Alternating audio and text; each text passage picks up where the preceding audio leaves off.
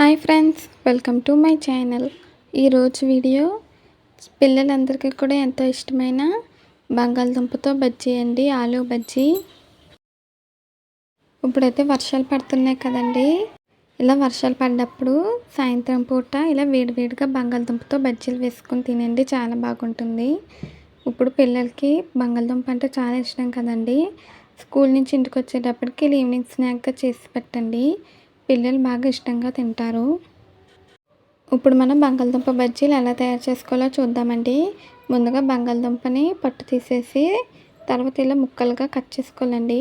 ఇలా పొడుగ్గా ఇక్కడ చూపించిన విధంగా బజ్జీలా కట్ చేసుకుని వాటర్లో వేసుకొని ఉంచుకోవాలి. ఎందుకంటే మనకి బంగాళదుంప కలర్ మారిపోతుందండి, వాటర్లో వేసుకొని ఉంచుకోవాలి.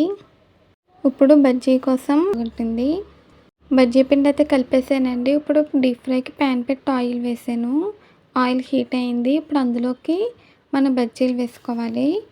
బంగాళదుంప ముక్క తీసుకుని దానికి పిండిని బాగా కోట్ చేసి ఇలా ఆయిల్లో వేసుకుని ఫ్రై చేసుకోవాలండి.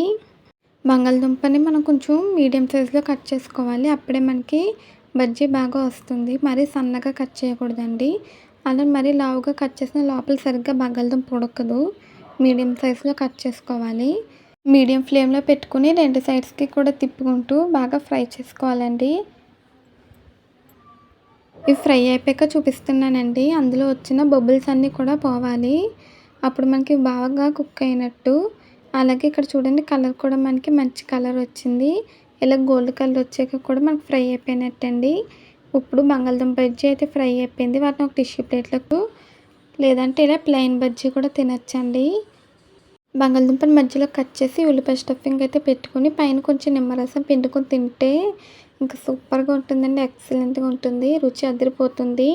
సేమ్ బండి మీద బజ్జీ టేస్ట్ ఎలా ఉంటుందో ఇంట్లోనే అంత ఈజీగా అదే టేస్ట్తో చాలా సింపుల్గా తయారు చేసుకోవచ్చండి.